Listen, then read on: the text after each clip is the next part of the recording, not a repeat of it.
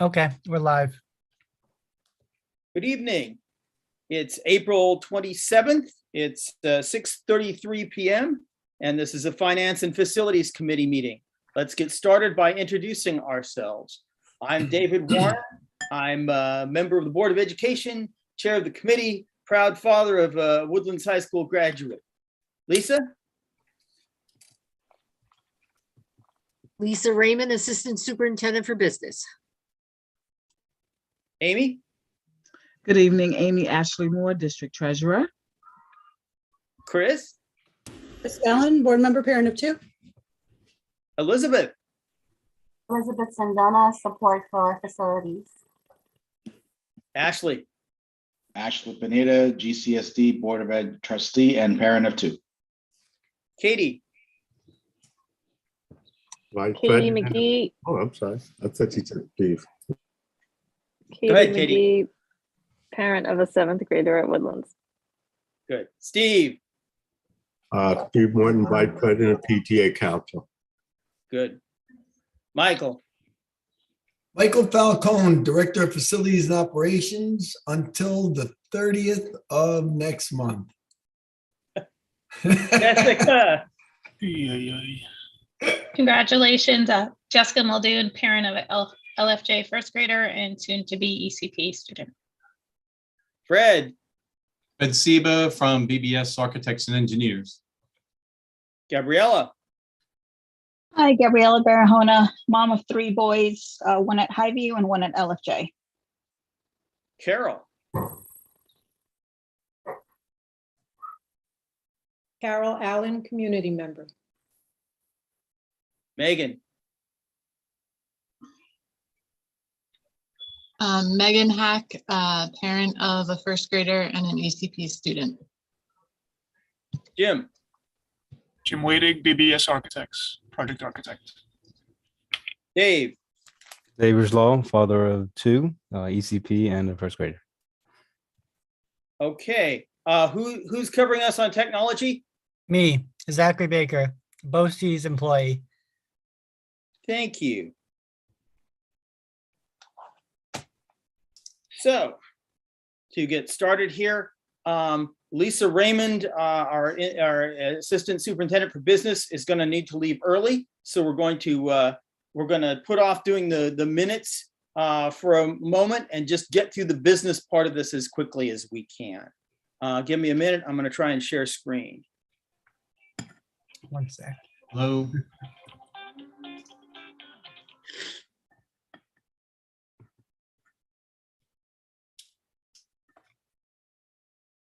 Host disabled screen sharing. I just made you a co-host. Okay. So let's see. Probably go here.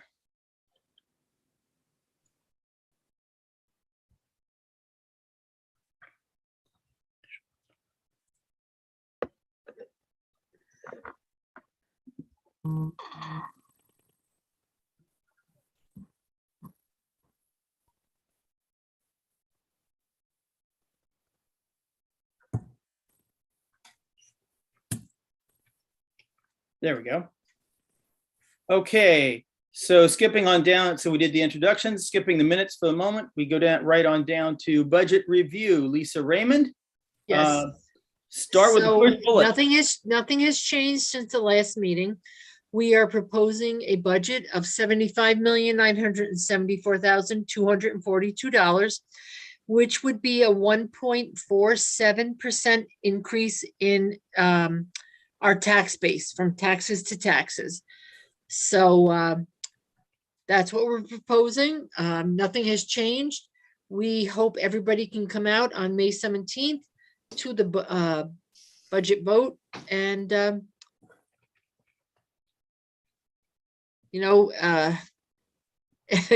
I can't say yes, I can't say no, but let's just hope everybody votes yes.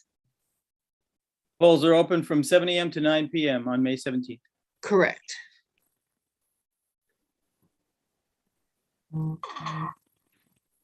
Okay, so there are a number of events. May 3rd, the board meeting will have the district budget hearing. May 4th, there'll be an online budget presentation. These are Zoom meetings, am I correct? Or are they YouTube? May 4th and May 5th? They are Zoom meetings, and it will be that anybody could ask any questions. We will have an interpreter for Spanish-speaking residents, and everything will be online. So we'll put the links on the online district calendar so people can pick them up? Correct.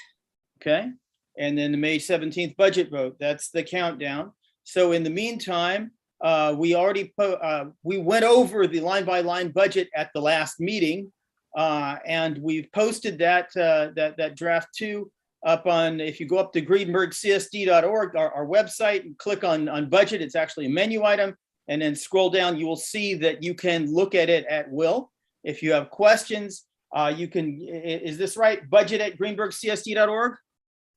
Correct. That's the email? Okay. Yes. And then the one thing that I wanted you to take a look at, let's see if I have it up here, is the property tax report card. Wait, Carol Allen? You have a My question? question is, at the board meeting on May the 3rd, when you're having the district budget hearing, will you take questions online or emailed to the board that evening? Yes, of course. Yep, definitely, we will. Okay, thank Ms. you. Raymond, Ms. Raymond, Yes. I don't think we can give, sorry, David, for interrupting. Go ahead.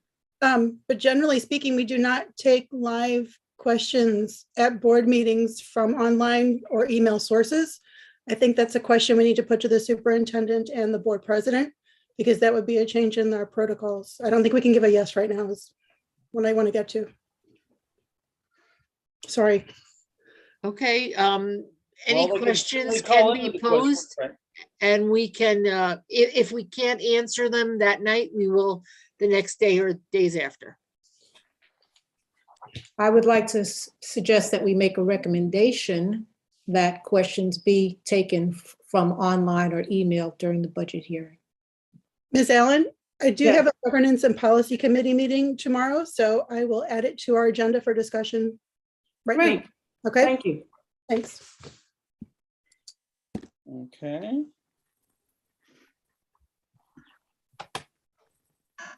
All right, so let me see if I can get to the property tax report card from here.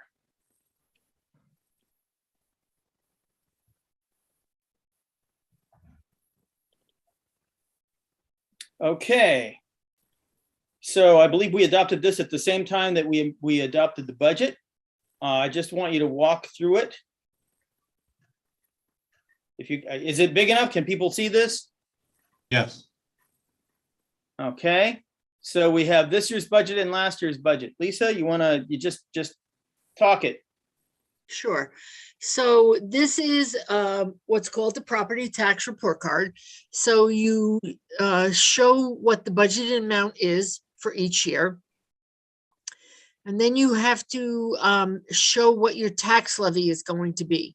So it's kind of, it really is a little confusing, but it just shows what our budget is going to be, what our tax levy is going to be, what the CPI is, which is the Consumer Price Index, and then what we can and we can't include in the calculation, which would be right now for us is the Sullivan Westchester BOCES capital inclusions and exclusions, because we don't have a bond right now. Okay, so that's what this shows. So it just shows us what we're going to levy, what our budget is going to be, and what our population for our students is. Okay, so I see that our budget actually went down because last year we did that unusual thing where we carried over some money from one year to the other. Correct. And that's Correct. gone now, so that's why that went down instead of up. Then the tax base going up, that's the 1.47% you talked about? Correct. Okay. Consumer price, I've heard numbers like 8% in terms of inflation now. It was at 4.7% back in January? Correct. Yes, yep. So then the next page. Okay, So all of these next pages just shows what our assigned and unsigned fund balance is, what we have in each of our reserves. okay, so then somebody's got got themselves unmuted. Okay, so they're doing gift box. okay, so for example, the repair reserve fund, this was our balance in our repair reserve fund. Correct. Okay, then unemployment insurance, this is very, okay. it's an So we have unemployment- an unemployment reserve that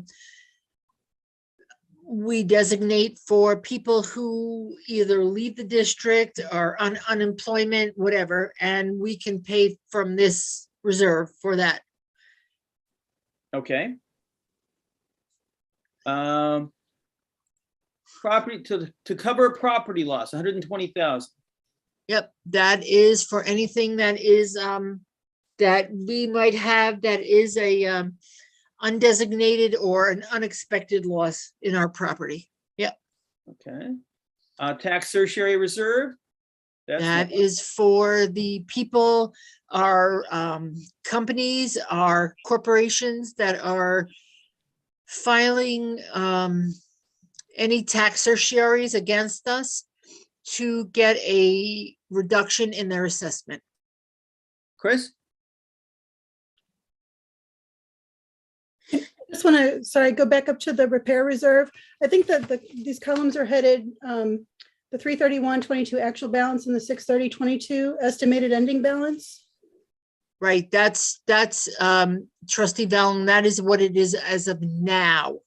We have to, as you know, we have to increase that, but that's not, hasn't happened yet. For the version that's published on the, okay. Is this what will be published in the newsletter? Correct, yep. Mhm. Yeah, because this is what came out, this is what we adopted. Yes. So if she correct. transfers funds after that date. Right, right. We will amend that. Yep, exactly. Thank you. Okay. Uh-huh.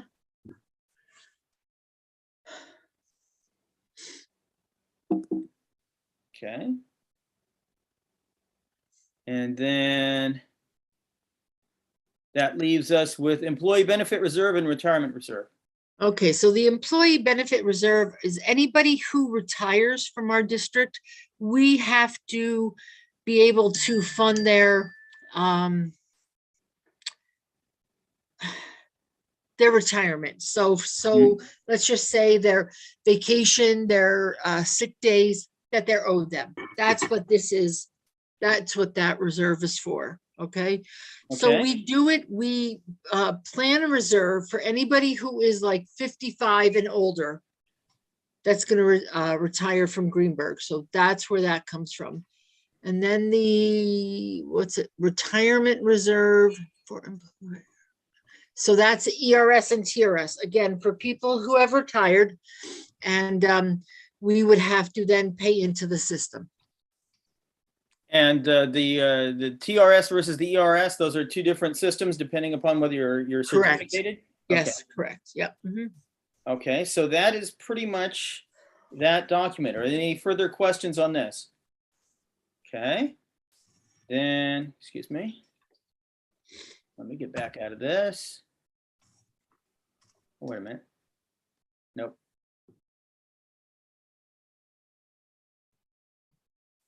Excuse me, is this a public meeting open to the public or is it private?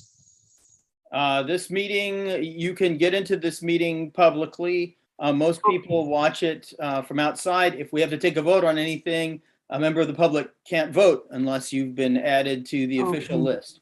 Mr. Warner, I apologize. You had sent me an email today and I was tied up with several meetings and I was not able to respond to you. I did send you the flyer. And so I don't know if you were able to access it. I only came on because I wanted to get in touch with you because you did request information from me and I'm sorry, I got it a little late. So I just sent it to you about maybe 10 minutes ago. So I wasn't sure if you'd have access to it.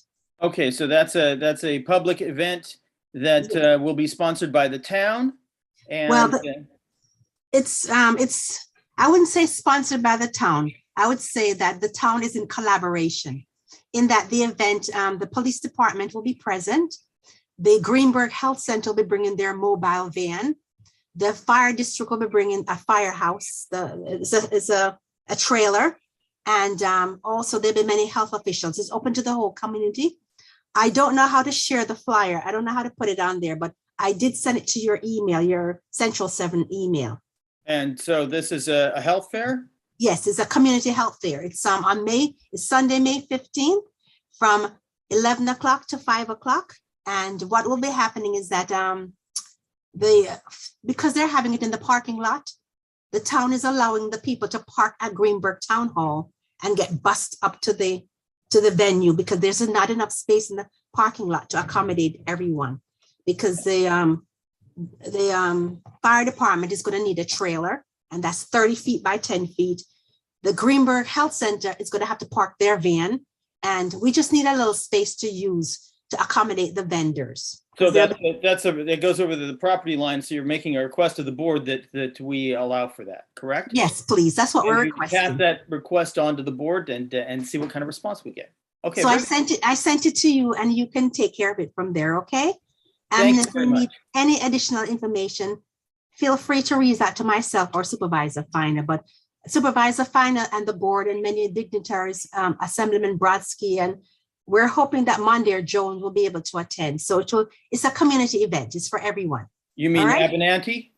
Abenante might be attending. His Okay. office indicated that he would like to attend.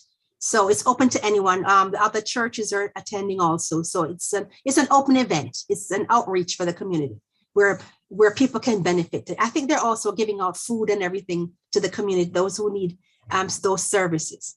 So whatever the board decide, I will pass it on to the church. Thank you. Okay. Thank you so much. And We will I'm going get to back. leave now because I only came on just to get you. And I apologize for interrupting your meeting. And have Thank a you. lovely evening. Thank you You so too. much.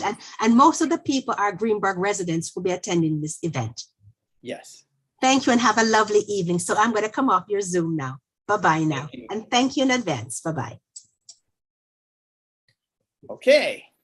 Let me leave. There we go. Thank you.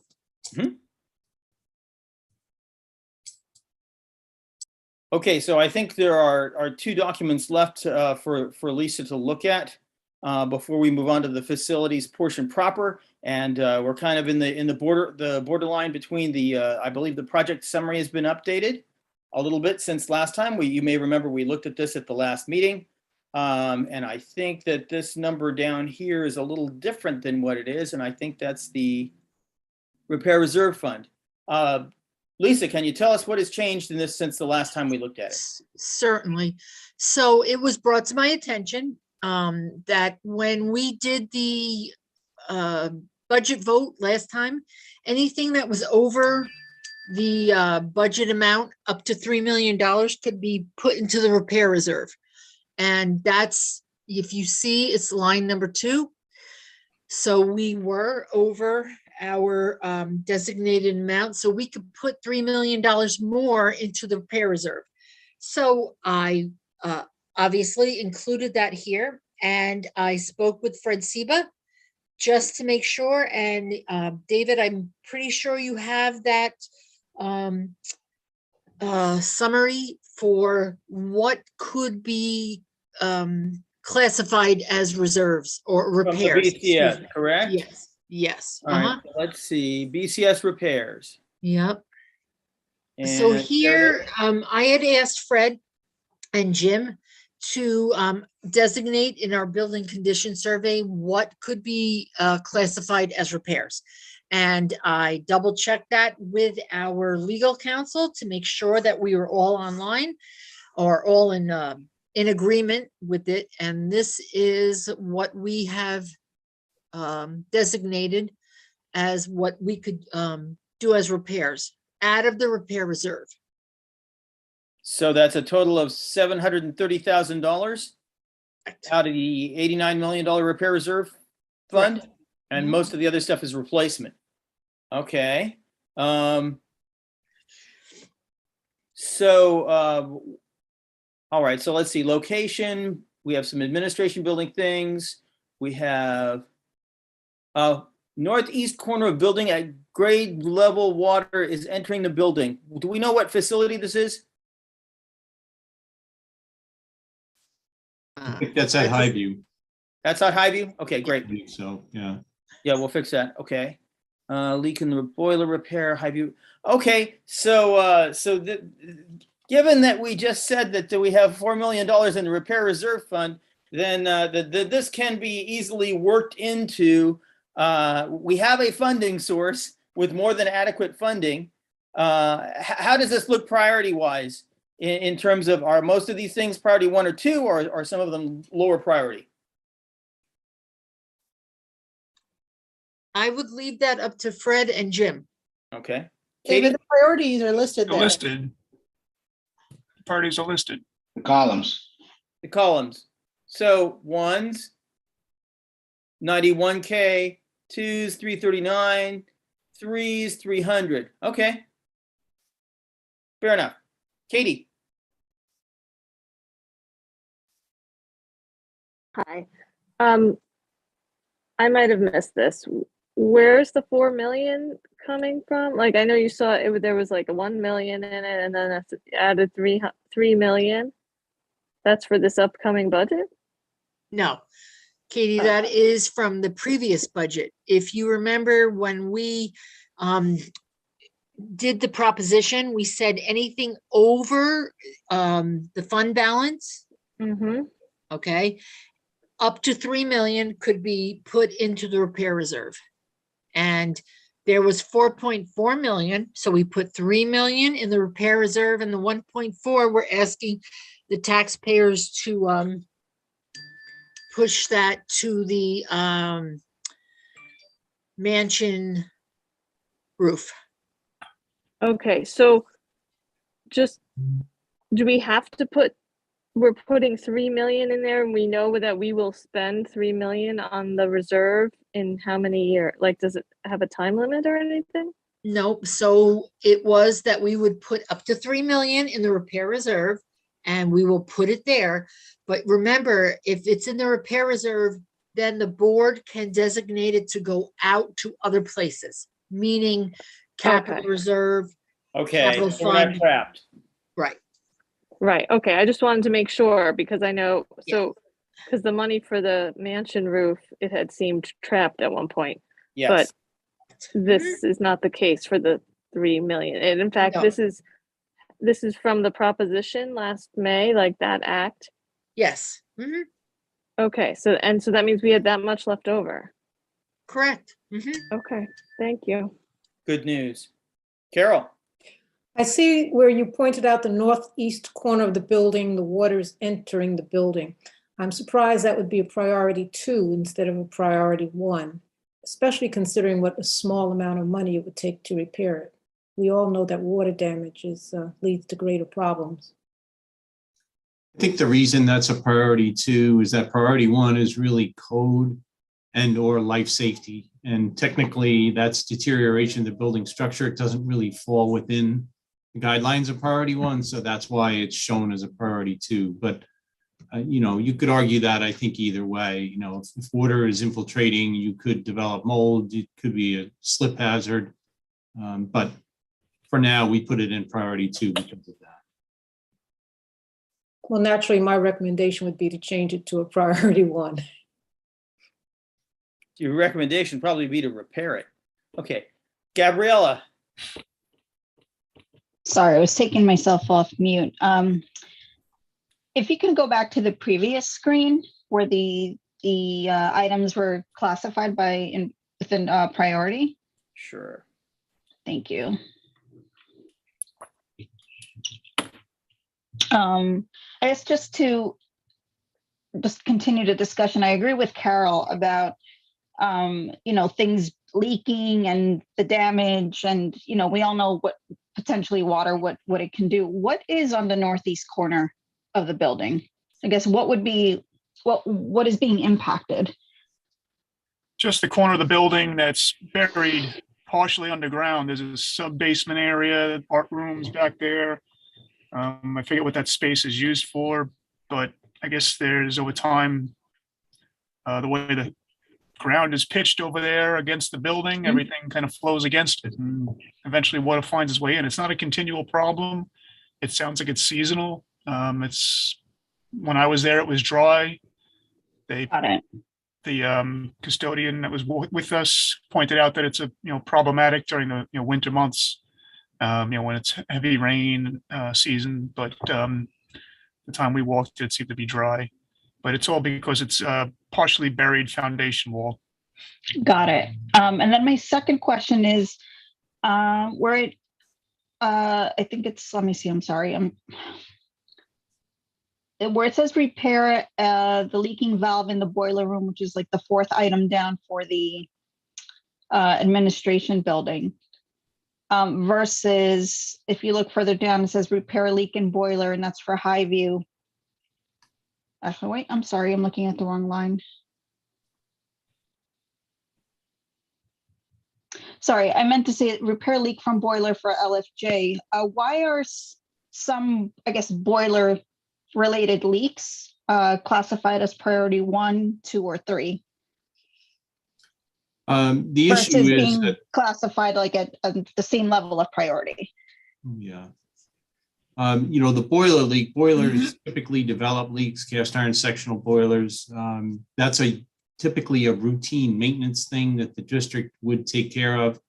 It occurs fairly frequently, and you call in a mechanical contractor and they take care of it. So because that's more of a maintenance type item that happens pretty routinely, that's shown as a priority 3. Where you have a leaking valve in the boiler room, that's typically a priority 2. You would have to actually replace that valve. It's not something that can be repaired, and that's not going to get any better. So typically we would show something like that, a valve as a priority 2, but we would show a typical routine maintenance type item like a boiler leak as a priority 3. We good? Got it. Yes, thank you. Chris?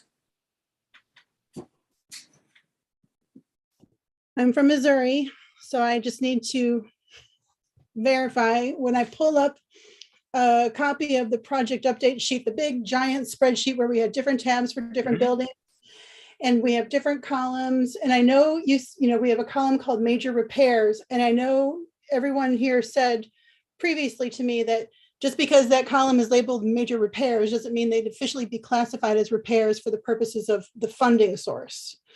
But just bear with me for an example so I can make sure, show me state.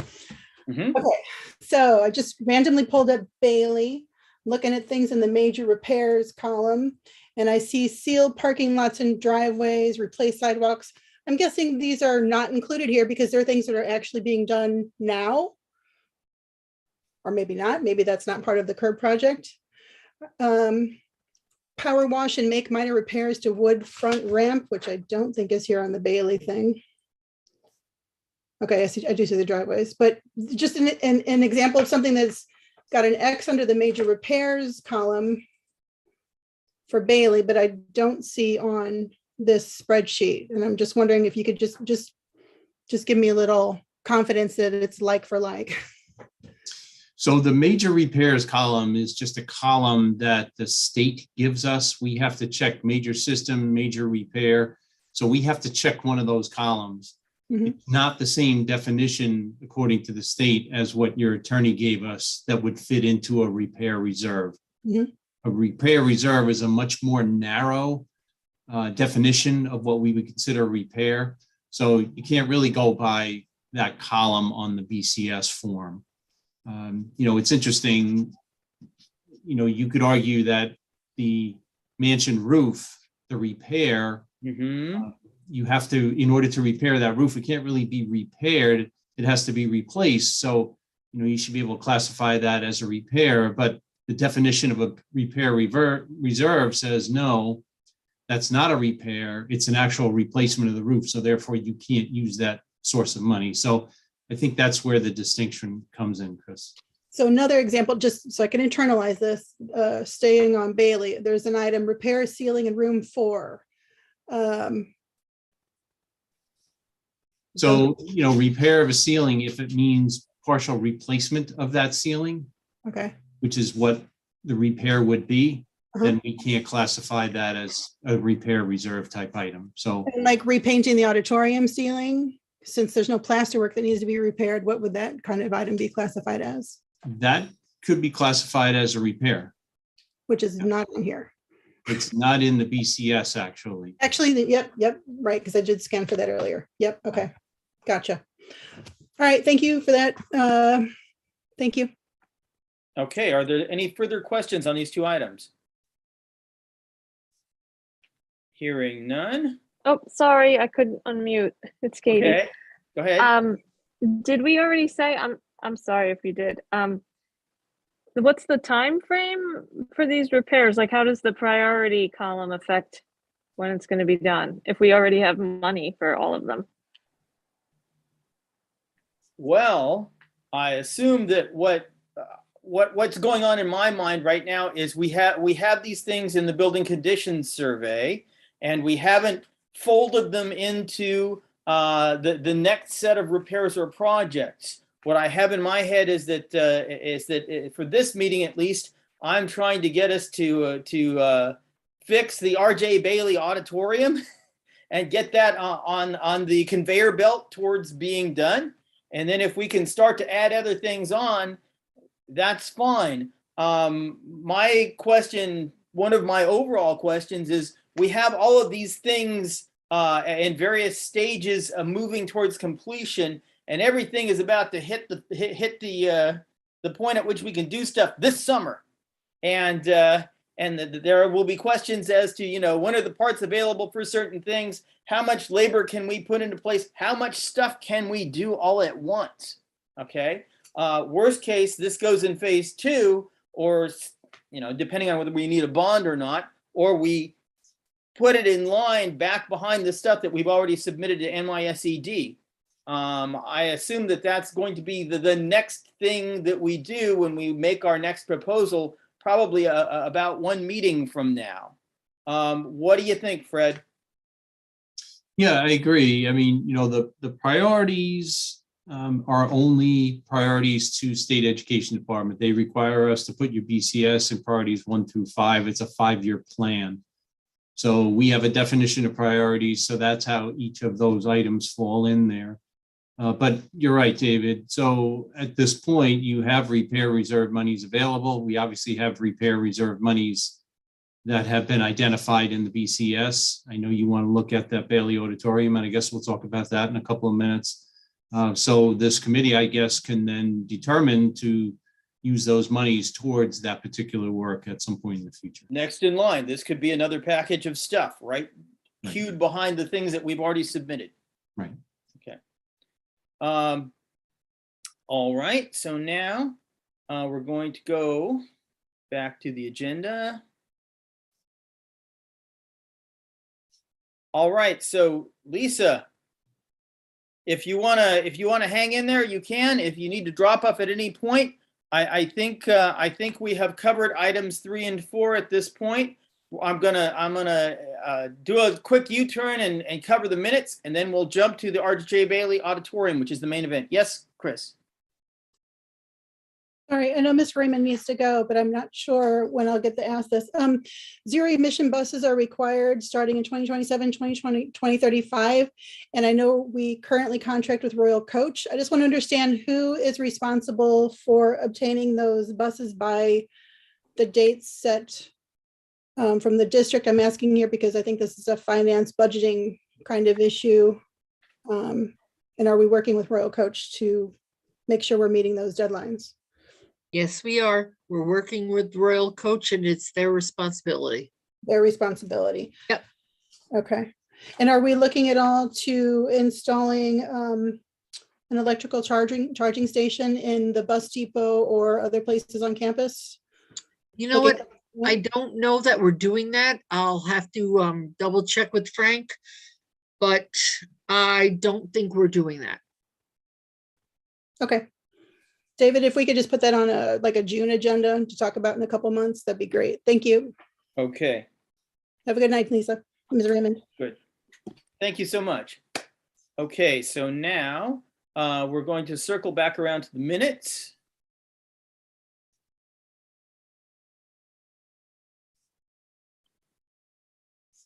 Okay, these are the minutes from the March 30th meeting.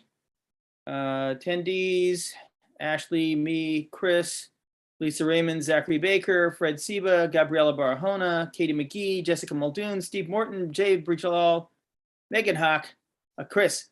There's a couple names in there that'll need to be corrected. Gabriella, Katie, Dave. Who else did I notice? Well, you're all here. Yeah, so- I see that. Names. I see that. All right. I think I might have been there, but I'm not 100% certain, but my name is not there. Spelling. I wrote you down for that day, so yeah, you were there. Carol Allen. Okay, so Gabriella, Carol Allen, what else needs to be fixed? Katie's first name is spelled wrong. And Wait. McGee is spelled wrong. And McGee doesn't need this. McGee, where did that? Okay, The G doesn't have to be capitalized, okay. McGee. although I am Maggie to one person. Okay, lowercase. Okay, anything else? All right. Dave, I think Extra. last name. What? I think Dave's last name. Yeah, one extra L at the end. Add an L at the end. Add an L and L at the end. Bridge. L-A-L-L. Okay. Which means that it's wrong on the previous. All right. Yeah, okay. All right. So last time we adopted the minutes of the February 16th meeting. Heard a presentation from Lisa Raymond on draft 2 of the proposed budget. Reviewed a line-by-line draft on the expenditure side of the budget. Discussed next steps for implementing the upgrade of the water system. That's on the list. We'll continue to listen to the status as BBS works on a submission for NYSED. Noted Facilities Director Falcone's plan to resurface the Woodlands parking lots prior to May 17th.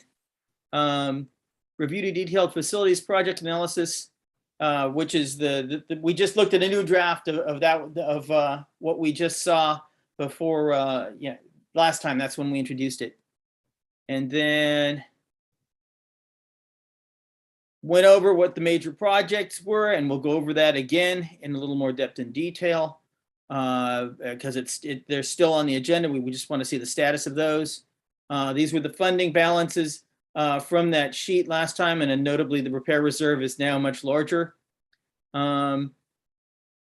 Considered a suggestion from Trustee Pineda that we contact Winsome Gordon, the lady who just came online just a few minutes ago, that I had initially contacted her regarding block grants, and she's come back with the event that the town is participating in, the health fair. Let's see, discuss the RJ Bailey Auditorium asbestos removal and seat replacement. And that's what we're going to go over in a little more depth and detail today. Briefly reviewed our phase 2 project priorities. That once we get the energy performance contract, so we know what exactly in detail is there, we can then start fleshing out what's in phase 2. And it may be that the things we just went over will drop right into that. Adjourned to closed session to talk about the energy performance contract, and then came back and made our recommendation for Con Ed Solutions that has since gone to the board. They're fine with the detailed energy study taking place now. And then that'll take about 2 months. So, everything is converging on summer. And the meeting adjourned at 9:36 p.m. Anybody see anything else that needs to be fixed or added? Chris? No, your hand's just still up. All right. Anybody else? Do I hear a motion to adopt this set of notes as the meeting minutes of the previous meeting? With corrections, so moved. As amended. Second. All in favor? Aye. Aye. Aye. Amended minutes. Check. Okay. Good. Back to the agenda.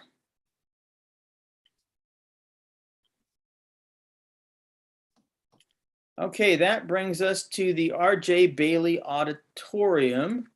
And right, the auditorium doesn't look too bad if you just look at the backs of the seats.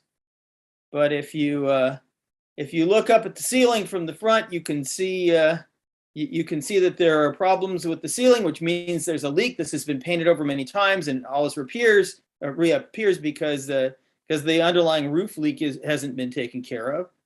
And I think there's one other picture. So if you look closely at the seats, you'll find that in many cases, while there's a back to the seat, there's no front to the seat, and we're not able to find replacement parts for some of these seats. They are so old. So that visually is what is happening. Mike Falcone. Can you hear me? Yes. Yeah, I can hear you. All right. Can you go over the current state of the RJ Bailey Auditorium? Okay, so right now we do have roof leaks above that ceiling. Of course, you notice from the plaster that's peeling from the ceiling that's coming down onto the floor that we vacuum up constantly. And if you're up in that attic, you'll hear it. You call the roofer, but I think it's coming in from many different areas, as he stated. He says the whole thing needs to be, to be replaced. He says you need to get put a bid out for it. So they have leaks there. The paint is of course peeling. The plaster's peeling. As far as getting the parts, I did have a company over there. He's told me it's going to cost 3 times the amount of money in order to get these parts for these seats. But before we take those seats up, there's asbestos tile that's underneath the seats and underneath the rugs that's there. So the abatement would have to be done, in order to take the seats out. You need to do the abatement, take the seats out, then you need scaffolding to fix the ceiling, and then of course paint. But before you do that, you should take care of the roof. That's on the whole thing. Now, everybody remembers that the ventilation unit was totally gone, rusted out, bad. That's been removed. So you're gonna have to redo the heating and ventilation. In actuality, there is enough radiators to heat that space, but the fresh air, the treated air coming in, you don't currently have that as we speak. So that's it in a nutshell. I think Fred did get some estimates, or not estimates, what he figured that might cost in order to redo it. You have anything to say, Fred? Yeah, I think, David, you had that as another attachment on your Google Drive. Maybe Yeah. go to that. No, I know you talked about possibly doing some of that as a repair reserve, but again, on the definition of repair reserve, if you can get the parts for those auditorium seats and repair them, then it would fall within the repair reserve. But if you have to replace those seats because you can't get parts from anymore, that would not fall within the repair reserve. So that's where it gets a little dicey. So this is something that Jim Wadig had written. So the floor is carpeted throughout. We weren't sure what was under the carpet, but Michael has since confirmed that there is asbestos tile under there. The carpet appears to be relatively new. Can you confirm that, Michael? Is the carpet in good shape? It's in good shape, is what I think. It's in good shape. I don't know how old it is. I've been here 10 and a half years, and it's been there before me. So, but still, in order to take the old chairs up, you still need to abate. Not necessarily. It depends upon whether we can unbolt them cleanly. But then if we need to bolt new chairs in and we need to drill through that, then you're right, we would have to do an abatement. So again, if we can, I had 2 companies over there, 2 different companies over there looking at it, because this came up probably 3 times since I've been at the district and trying to get prices. And the 2 different companies said the same thing. They will not drill into it. because they know that they're not going to line up the same way. They're not going to drill into it unless the tile was abated. Right. Which, Right. Yeah, that would be the right way to do it. yeah. Okay, so then we need to add an asbestos abatement cost. So I looked at that, based on the square footage of the building, of that space, and what we use in our, facilities reviews and our BCS numbers. It's gonna come to like $110,000 for that abatement, carpet removal. And then I guess going back with new carpet seems to be the way you'd want to go, unless it's wood underneath the tile and they can refinish it, but I doubt it's gonna, once the tile is glued to it, there's really no salvaging a wood floor. Mhm. So you're gonna have to go back with either, I don't know if the tile is over concrete or if it's over wood. If it's over concrete, they can do an epoxy floor. And then you can just do carpeting in the aisles and the major walkways, which is typical. Otherwise, you might be going back with carpeting throughout like you have now. So a while ago, they replaced 2 or 3 rows of seats in the very back. Okay.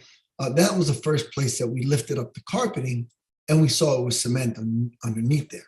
Oh, okay. And then because the contractor's a contractor, said he just wanted to lift up a few tiles here and there. And that's when we realized that they probably took up the asbestos tile only where the new seats were, but Right. not anywhere else. I Yeah. mean, they did that at the high school, where the front teacher's desk was at the high school, at all the science centers. They abated that one little bit instead of the whole room. They abated that one little area so they can put a new desk in the front. They wanted to leave something for you to do. Wait, we've got other people here who have some comments. Carol, Ellen, you want to weigh in? How many chairs that are upstairs could be used for parts to They repair the can't. ones that are None. downstairs? They've already been used. They've been scavenged. They've already been scavenged? No, Yes. no, they can't. They're different sizes. There Yes, are true, different sizes upstairs. Those seats, believe it or not, are bigger than the seats that are downstairs. Okay, Yeah, see- because that's one of the things that I brought to the table to them. Said, take the parts upstairs and then let's fix them. Mhm. None of them can be brought downstairs to be fixed because there are different sized seats in the balconies. The balcony seats are straight run. The seats in the auditorium are radial, so they'll never align. Oh, interesting. Okay, thank you. Okay. Steve. Just want to make a comment. I've been in the district for a long time and we have been kicking this auditorium can down the road for 17 years. I mean, it's ridiculous. We need to get this done. It's not fair to the kids. My kids are already in high school. And I remember when they were in kindergarten, this was a problem. The district has been kicking the can down the road. We need to get people in there, get this done. And you can't replace it. We know you can't replace the part. We know you can't fix the part with parts above. We all know this. It's time to get it done. Now, thank you.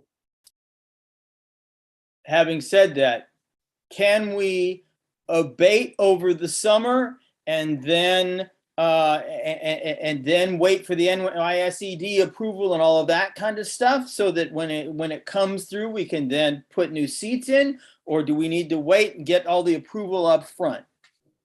You need to do it as a complete project. I don't think you can abate without removing all those seats and try to keep that space operational. It needs to be seat removal, throw it out, get new seating designed, then do the floor removal, and it's a whole renovation of the entire space once you start getting into the seating and the flooring. So where I'm going here is that I don't want to abate that much asbestos while there are kids in the building. So that's not like a summer project at this point. We have to wait until we get approval, right? Okay. Yep. Ashley and then Chris. Ashley. I just want to go back to something we just said. So it's my understanding the auditorium basically is not used at all. So if that's the case, I go back to the idea David was just pitching. We should abate over the summer and worry about the replacement chairs once we get SED approved, because they're not using the space anyways. They can't. Unless I'm misunderstanding, my understanding is the auditorium is not used at all currently. That's not the issue. The issue is that it has to be submitted to SED as a project as a whole. You can't just say, oh, I'm going to start tearing the auditoriums apart and wait for it to be approved. That's a full project. So you would lose aid on the abatement, the removal of the carpet and the abatement of the VAT if you don't put that through the state and get state approval before you do that work. And what is, David, do you remember what our aid for that is? I thought it was minutes. Like 10% or 10%? Yeah, I think Chris is making signals here. Chris? No, you said it, 10%. So on that scope, what are we talking, $10,000? No. In aid, you mean? Oh, yeah, the aid. Yeah. What did we estimate? $150,000? $110,000 for just the asbestos abatement. So you would lose. So 11,000. Yeah. You would lose 10% of that, which gets paid out over a 15-year period. Okay, so $11,000 is what we're talking about here. If we wait for SED to approve the whole project versus at least getting the asbestos abatement done, which is what's going to hold us. So the problem is, if we wait for the asbestos abatement, I don't think anyone on the board is going to feel comfortable doing that during the school year. So now we're talking about next summer for that abatement to happen, and everything just keeps dragging on. So I'm wondering if it's worth just biting the bullet and losing $11,000, but actually taking care of the asbestos abatement as David had outlined over this summer, and obviously file the project for SED, and then once that's approved, then deal with the replacement equipment. But yeah, I'm thinking that's where I'm leaning. Okay, thank you. Okay, Chris and then Megan. Yeah, Chris? So Ashley said a lot of what I was going to say, but let me just go back to just make sure we're covering everything. You said 110,000, and I wrote down for the abatement and carpet removal. I don't know if that includes the carpet replacement. In the email, it estimates roughly 230,000 for new seating. And then I haven't heard, in some places we see that there's no plaster repairs that need to be done on the ceiling, and then somewhere else I read or I heard that there are plaster repairs that need to be done. So I'm thinking the ventilation is getting done this summer. That's the top part of the room. How much would the plaster repairs or painting be, so that we're covering that room top to bottom on just making it functional again? So we're looking at this 125K here. 125. Plus 50 for the leak. Okay, thank you. I missed. Apparently that's secondhand notes. Mr. Ssip, did you want to say anything? Yeah, well, that's basically it. I mean, there's 2 or 3 large areas of plaster that we saw that needed to be repaired. I know David, I think, had a photo of maybe one of them. So we put in 125,000 for that, for repair of those areas and then repainting of the entire ceiling. And then we put a $50,000 allowance in for roof repairs up above that. We figured 50,000 should be more than enough to get that. Now, based upon what Michael mentioned earlier, we might have to have a discussion on that item. We don't know exactly what the issue is up on the roof. It is 3 localized areas, I think, that we saw where there was plaster damage. So we were hoping we could fix those 3 areas from up above for the $50,000. And so those are the estimates that we put together. And so when we're talking about submitting this to SED or not, are we strictly talking the asbestos abatement or the whole room, all these little parts put together? And how long would it take to put that together to submit to SED? Well, the design would probably take, I don't know, 6 or 8 weeks. We would send it up to the state. Let's say we're at May 1 now. Go July 1, you're not going to get approval for 3 months. So you're not going to get approval until September. So there's no way if we go through SED, we're going to get the work done this summer. Technically any project that involves life safety, health and safety is supposed to go through SED. So if you, Don't know if they would really have a problem with asbestos abatement because it is highly regulated and controlled. School district does asbestos abatement in classroom floors. Every school district regularly over the summer. They'll do 3 or 5 or 10 classrooms every summer. So, I don't think that's an issue. But definitely the new seating would have to be submitted to state ed. They want to make sure you have handicap accessible seating, that you have proper clearances, all of those different things. So, you could do the asbestos abatement this summer. You would not get the aid on the asbestos abatement part of it, but then the rest of it, the new seating, the new carpeting, or whatever the flooring surface, the repair of the roof, or replacement of the roof, I don't know, depending upon what ends up being needed, the repair of the plaster ceiling, and then repainting the plaster ceiling, work that into the project and make that state aidable. okay. Megan. I just want to echo what Ashley and then Chris have kind of been picking at a little bit with our building aid being so low. I think we have to recognize that time has a significant cost for us. And so if we have the opportunity to do the abatement this summer and then proper filing through NYSED for the rest of the project, once the abatement is done, part of the project could occur during the school year. But if the abatement isn't done, we would have to wait likely until next summer because the students are in the building. So I just wanted to kind of echo that. Carol? Are we ready to, as a committee, to make a recommendation to the board that they should approve doing the project, the roof and the interior, and let's get the design done and submit it? And we could really debate about whether we're going to start with the asbestos removal this summer as a separate issue. But I think that what we need to do is get it on the agenda that we're going to do the project. Okay.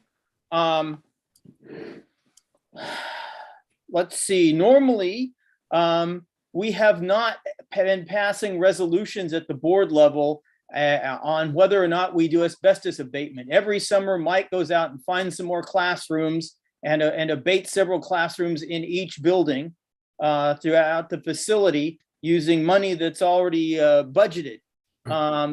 You need a board resolution if you need if you have a significant amount of funds required and you don't have the funds already in the right budget category. So, Mike, can you tell me, would an abatement of this size, since we know that it's the 110,000 if you did the seating replacement, and we're just talking about the abatement sub portion of it, do we have the money or do we need a board resolution? Because I'm using a lot of the money. I'm taking up all the asbestos tiles on the first floor at LF Jackson this summer.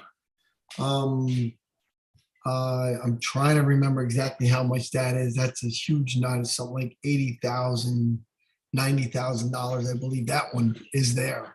I can't tell you how much money I have left in my my health and safety line for to do another asbestos abatement. I mean, so this may require a budget code transfer, is what you're telling me. Oh, I think we would definitely need a budget transfer. I don't have that kind of money there. Okay. Megan? Sorry, just forgot to put my hand down. Okay. We didn't really address, though, whether we want to push at this point to get this project on the drawing board and start. Is it the will of the committee that we recommend that we go forward with a project to renovate the RJ Bailey Auditorium at this time? I would like to make that motion. Someone? Do I hear a second? Second. You have to have a second person. Steve? I was just echoing what Cal said. That's a second. Just a second. Okay. All in favor? Aye. Aye. Those opposed? Okay, I don't think we need more than a voice vote. Okay. We recommend. David, one of the things that we would want to do is right now we've been asked to give pricing on the seating, on the flooring, on, fixing and repairing the ceiling and on the roof repairs. Yes. Before you proceed ahead with a project, is there anything else in that auditorium that you would want to include in that? I don't know what kind of condition the curtains are in. I don't know if you would want to paint the walls. I don't know if you have sound system and lighting system, if they're appropriate, if you want to upgrade those all at the same time. I just don't want to make sure we go in and we do these 4 or 5 different things and then somebody says, hey, wait a minute, we should have done this at the same time. So Kate, the heating is not really controlled. It's the old pneumatic system. I know you said that's gonna be part of the EPC. EPC, Yeah, but I'm not sure when that's gonna start. probably But next. that before you put the seating back, you should be taking apart the, where the radiators are.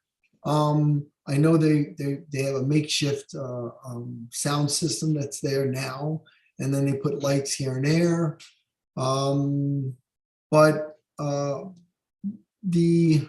I know the windows, the curtains of the windows, and that's all old. It depends on what you want. Do you want a totally renovated, brand new auditorium, or do you want to piecemeal it and say, yeah, we'll have new seats? Okay, let's put a little bit of nice floor here, slap a little bit of paint here.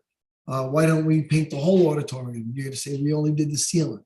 So I look at it as it should be a big project. If you do the project, do it right, and do it from top to bottom, everything new, and make it all an old state of the art. And this way, you don't have to go back into that space.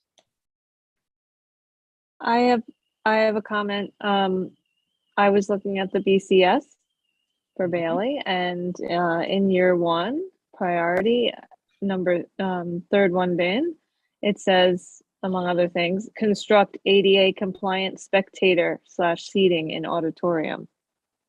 that's the 350K item. Yes, it has other things It has too. other I things mean, like room, making what's doorways room wider and all that. 012? Yeah. So I'm not sure if you can separate that out. Well, that and would if be that's included in the appropriate for seating this. replacement. That all becomes part of the number that we have here for the seating replacement. And the doorway. I wasn't, it will? So wait, when we're talking seating replacement, are we talking about just the broken seats or all the seats? All the seats. And then in doing all the seats, you incorporate the handicap accessibility. Oh, okay, that was not clear. All right, thanks. Okay. Capped accessibility. I mean, to really get a full scope of the work in there, as Michael was saying, all those things that need to be done, whether it be the school principal or the person that runs the arts program, they need to be involved in the conversation before you decide to, I guess, start going in there and doing things, just so that, I guess, if there's anything that needs to be done now, if we're running technology to different places and we get the floor torn up, now you can start, doing things, that make the space more functional. So, if they're not using that sound booth anymore, that the control booth, which apparently they're not, do they need something down at seating level where all that, lighting and controls and audio gets controlled from, which is the way things are done in all our renovations of auditoriums nowadays. They bring down all that equipment from the enclosed booth. It's incorporated into the back row of the seating of the auditorium. The students and teachers that, I don't know how elaborate the productions get there. It's an elementary school, so it's not like a high school auditorium. So this may not be, really necessary, but, a smaller version of that may be something that needs to be considered. All right, so the board says make it so, and then you go back to the administration and find out what the wish list requires. And we know that we're sitting on about $4 million that is not stuck in the repair reserve entirely. So within reason, we should probably be okay. I think we need to do one other thing, and that's I think we need to straw poll on whether we're good with doing asbestos removal, whether we want to actually recommend that we do asbestos removal from the auditorium. Can I poll on that? Does anybody have any comments on that before we go forward? I can see there are a couple of people who want to talk first. Steve? Yeah, echoing what James said, definitely bringing in the principal, but if they can get around and see, they do have some good performances there. And I think that you can't dismiss the fact that we need to upgrade into the 21st century. Yep. So you need a logistical walkthrough with the principal, the music, the art. They need a lot of different things. I was just there a couple of years ago as the PTA president, but I also have extensive knowledge in theater. So I know what they need. But you need a good walkthrough. It can't be done superficially. So sometimes the district has been known to do everything half-a, I won't say the word, but it needs to be done correctly. If you're gonna put this kind of money into it, do it right, do a good walkthrough, have a secondary, have experts come in theater and get it done right. You may not need to spend as much as you want to because a lot of things can be done differently, but get an expert in that can tell you. Okay. Katie? Sorry, I forgot to lower my hand. But where did I see somewhere today that there was lead paint around the sound booth? Probably the end of this email, I believe we found. Yeah, lead paint. I had. Yeah, that's concerning. When there was plaster that was falling, okay, whenever there's a concern, I test everything. When the plaster fell, I tested the paint and the plaster, and then I said, just do me a favor and test everywhere. There was some plaster up at the booth that fell inside the booth, and when he tested the paint there, that came up lead paint, and only in that booth area is lead paint. And of course, the plaster is peeling because of the roof leak that's up there. So when they do the asbestos abatement, they're going to have to also do the lead abatement upstairs in that booth area. Okay. Has that cost, is that add to the cost or it was already in the estimate? There was no lead abatement that we included in the estimate for the ceiling. But again, when we go back and take an overall look at that auditorium, if that booth is coming out, then we would have to do a lead abatement in there. So that would have to be factored in. We'd have to give you those prices at that time. Okay. Chris?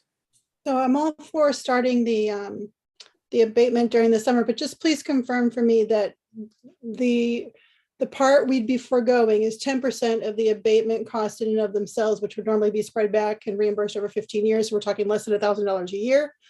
And that the rest of the project, which we'll all bundle together and send up to NICEAD before we complete it, could be reimbursed. Is that correct? Am I understanding correctly? Yes, that's correct. Okay, then I'm a go for starting this summer. Okay, so I second that. So all in favor of recommending that the lead abatement, the asbestos abatement of the auditorium take place over the summer, say aye. Aye. Those opposed? It's a recommendation. Okay. Good. Okay, so I think we have our marching orders. So we're going to make a recommendation to the board that we go forward with this. We will then have the administration and the necessary teachers do a walkthrough of the auditorium, put together a wish list. Then we'll have an exact total in terms of amount, and then we'll bring that back to the board and get that approved as well. Are there any other items that we need to discuss? I don't want to shut anybody down here on this topic. Yes, Ashley. Just a question. We're going to have administration obviously weigh in with their requests and all that. If it turns into, it basically becomes a capital project because we're replacing so much that it's no longer repair. We just got to be cognizant of the fact that at that point, we don't have the funding that we're talking about now. We've been talking this whole point about using repair reserve funding, which would really be for smaller things. While I would like to do this right, I think that pushes us, and Fred confirmed me, I think that pushes us into capital reserve territory. So we just got to be cognizant of that, and we might have to walk that tightrope and see where we end up. But just FYI for everyone, so everyone's thinking about it. I'm banking off of the insurance that Lisa gave us that the money that's about to be pushed into the repair reserve does not all have to be in the repair reserve, and we will not be stuck like we were with the mansion roof. That's what I'm basing this on. We were also led to believe that there was some grant money. I mean, this whole thing came from some senator or somebody offering to put money into this project from a grant. Tom Abamente thought that he could bring in $150,000 for this particular project. Well, then you get the floor abated. Yeah. So he'll participate in it, assuming he can come through. Everything has to be passed, right? Yes. But so that will help, and we will use that if we can. He also thought he could put in $150,000 towards the Highview roof, as long as it's a new project. And there's one section of the Highview roof that's in phase 1, but I think there's about $2 million worth of Highview roof left. So he may be able to help there too as well. Chris. If he pays for all the seating, we can name a seat after him. That will be fine. But that's got to be done before he's up for election. He's had a contested election this in the primary. He has that happening. Well, we have a legislative season that goes through through I guess the beginning of the summer. So we'll work on it. Don't forget our new neighbor Regeneron. Okay. Ashley, anything else? Yeah, all joking aside, what Chris said actually popped something in my brain. You know, it wouldn't be a bad idea if we came up with some kind of an option if folks wanted to donate, anyone that is, we could put their name on a seat. That's not a bad idea. Every little bit helps, right? Sure. I thought about doing that for the Woodlands cafeteria windows, but okay. Seats are even better. Okay. Let's see. Okay. Back to the main. It is now 7:45. And now we're going to go over everything else. So we have two sets of things here. I vaguely put down what I thought were the big outstanding projects, and then followed them with a list of the smaller projects listed by school. So the big ones are the Warburg campus water lines and fire hydrants that the board approved the $814,000 on. BBS was preparing for a submission to NYSED. How are we coming on that? What we're waiting on now is to get a quote back from a site civil survey topo firm, so that we can get an actual map of that property as well as topo, so that when we design it, we can tell the contractors what the grades look like, where the piping would need to run, et cetera, et cetera. So I believe John Longo of our office was hoping to get that back this week from a local surveyor. We just haven't seen a proposal yet. So as soon as we get that, we'll get that up to Lisa and Michael and have them take a look at it and hopefully cut a PO. Good. Questions on that? Okay. Phase 1, 5.7, 5.1? Ventilation for multiple facilities in the Highview roof project. We know it got submitted back to NYSED on December. I think they registered it on their little report as the beginning of January, which is probably when they got to putting on there for construction 2022.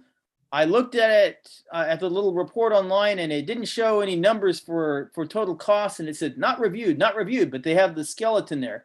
What's the status on this? So the projects have been submitted. Sometimes they don't populate all the categories in their website. For whatever reason, we give them all the paperwork, we give them all the numbers, and sometimes the numbers we give them aren't even the numbers that show up. So I don't pay any attention to that beyond the review dates. But we've received comments from the engineering and architectural, and we've responded to them. So right now it says not reviewed. Probably because the comments have been returned, and then they'll have to eventually get around to updating their webpage. But everything has been returned, and we haven't received any additional comments. So we're waiting on the final approval from engineering and architectural review, and then the project manager has to sign off. So should be pretty close to getting those things done, and then we'll have to look at getting the projects ready for bid. Okay. I will say that we've been having some issues recently with obtaining material, especially HVAC units. The lead time has really been pushed out now because of supply chain issues. So we'll have to see how that plays out. Hopefully we can get this thing out to bid fast enough that we can get the equipment this summer. If not, we'll have to circle back and figure out when we can install it during the school year, either after hours or vacation period or something like that. Okay, questions on that?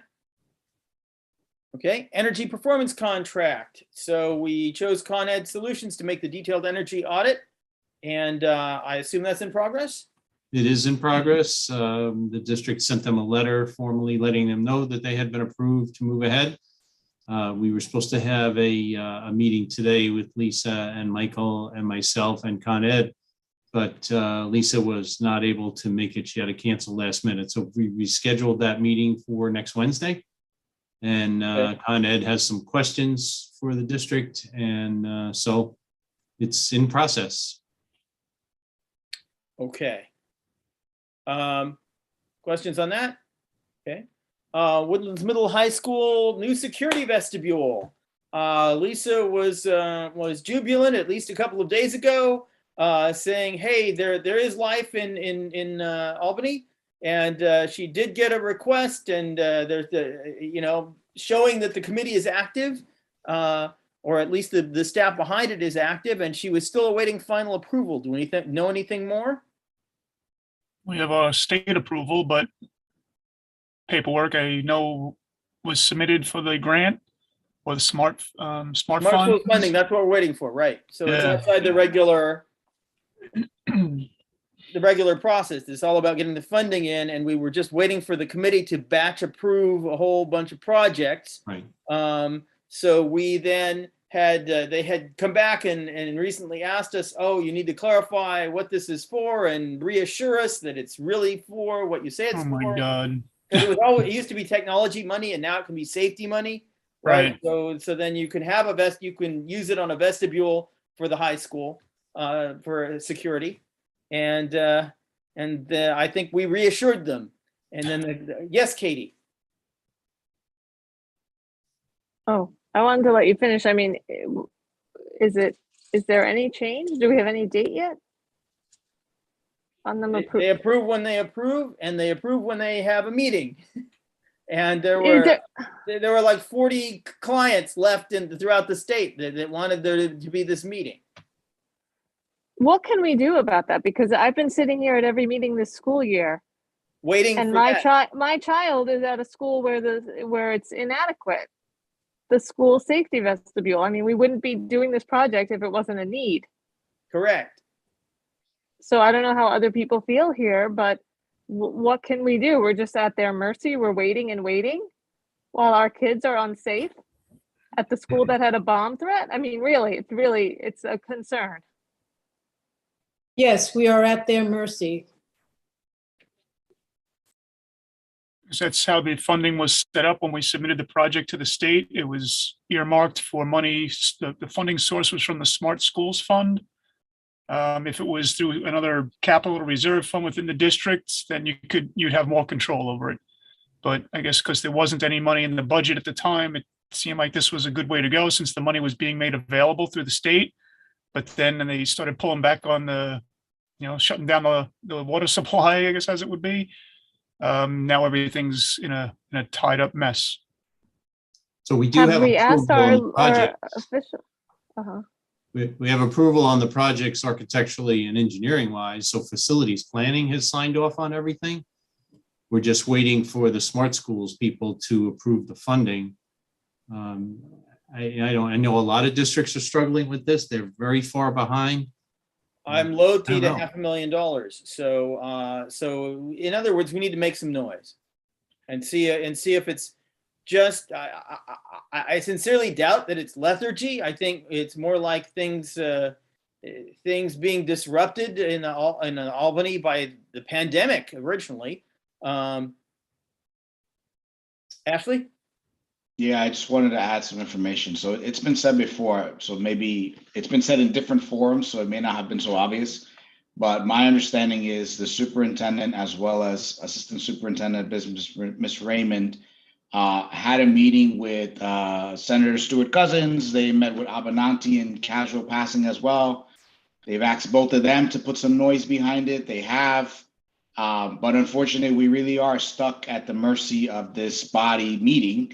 I will say that during our Safety and Technology Committee meeting we had yesterday, Ms. Raymond did clarify that some additional information was requested, and we did already reply to it. So we've done everything we can on our end. We've included making some noise, but unfortunately, they're not moving really quickly.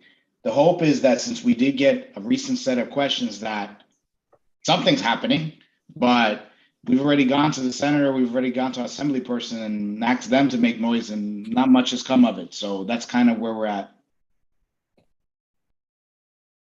Katie, you've got your hand up? Okay. Still?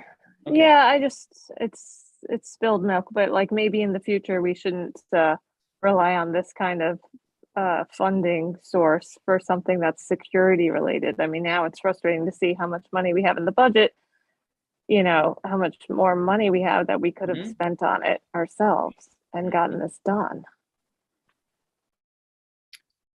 All right. I think I'm not ready to call it quits at this point, unless I, travel to Albany and visit a bunch of offices, and see that it's in fact hopeless. And I'm hearing that it's not hopeless. I'm hearing the opposite. So I'm a glass is half full kind of person, and I think maybe something will happen, but we will soon find out. All right. David? So, yeah. I just pulled up what did I pull up? The SSIP status summary as of December 15th. Mm-hmm. I'm looking at those who have the same submission as us, a resubmission.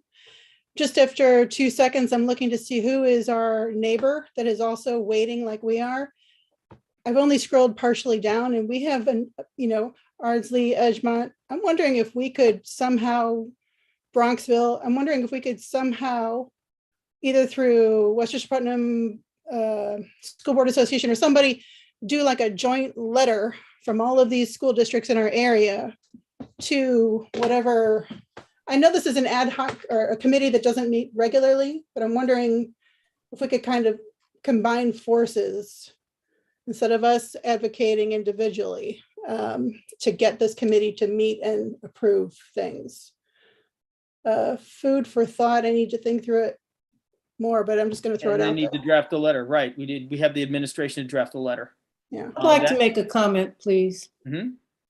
When you piss off a government employee, they put you at the bottom of their list of things to do. That's absolutely, yep. So I think we should just be patient. We don't like it, but we need to be patient and let the process work itself through. We've committed to this path. Let's just stay the course. Okay. Word of the wise. All right. Anything else on that? Okay. Mansion roof, 1.6 million, NYSED approved the project long ago, and funding is now available for the 1.6 million. It would cost an additional 3 million if we wanted to do the necessary project to reoccupy the building. This is just the roof. And ECP restoration would require 0.5 million after insurance. So that's just, so that 1.6 million, we're pretty much good to go, correct? Yeah, we're just waiting for this budget vote to get that officially approved, and then we can get ready to go to bid. Okay. All right, on to the small projects. Michael.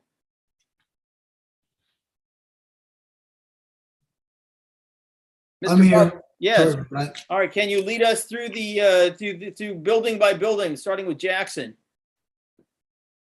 Okay, new heating coil has been on order. It was supposed to arrive, I think, a couple of weeks ago or last week. But it's any day now. So Jackson, the coils should be coming in. I told him, I said, we'll unload it once it gets there. The hallway asbestos, I already told you that it's scheduled for the summer. Third grade wing windows. And I don't know if she put in for next year's budget. I didn't quite see it. Let's see. RJ Bailey crawl space, that's completed. The asbestos removal has been done during the break. The gym floor is in the proposed budget for next month. If it passes, I already have a contractor that's on state contract that's ready to go in there and rock and roll. Curbs and sidewalks. We did. I mentioned to you all the curbs and sidewalks that we did. There is a part of a sidewalk at Bailey that was not. I do know that we needed more money in the paving. We've been using paving a lot more. It was cut down. The budget was cut down last year on paving, but we need to really repave the parking lots at the high school. Now, after the winter, it's a definite hazard. David, you know that there was a lot of stress cracks, no potholes, and people were complaining about it. In fact, somebody fell saying that it was a pothole. Which Wait. So on our RJ Bailey, the slab and side entrance, are we doing that or are we out of budget? No, what I took that money and I ended up transferring it over to the paving because I need to do that. That's a safety hazard there. Okay, so that needs to go in next year. Yes. Okay, so meaning after June 30th. All right. Yeah. Steve. And I asked whether that would going to be this year or next year. But also on a quick note, has anybody talked to the car wash? If I thought there were going to be a whole row of trees put there or bushes, as nothing seemed to be happening over there last year about this time. You said there was going to be a planting, so we could have a buffer, but nothing going on there. Looks like nobody cares now. Is that going to happen? Mike? I only knew from when the meetings were talked about that whatever that was approved by the town is what they planted. So whatever was approved on their landscaping is what they planted.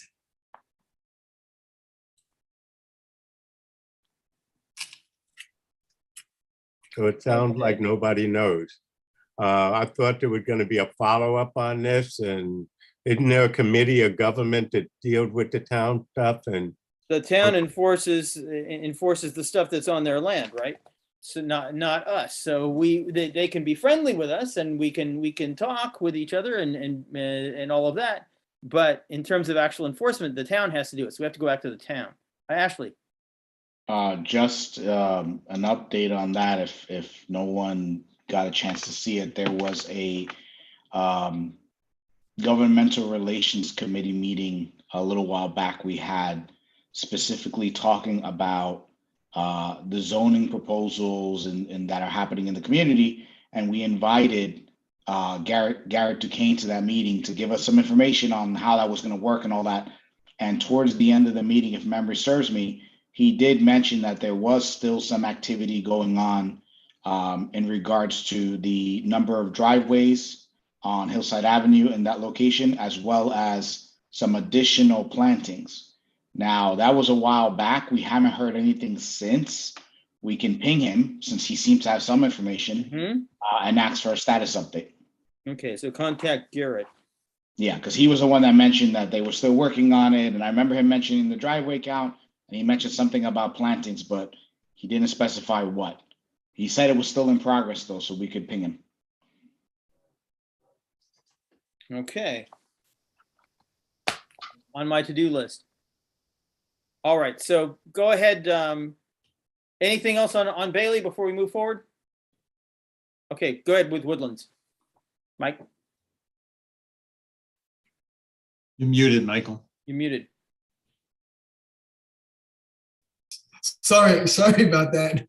Okay, as I was mentioning before, I'm planning on resurfacing those parking lots at the gym area prior to May 17th, weather permitting.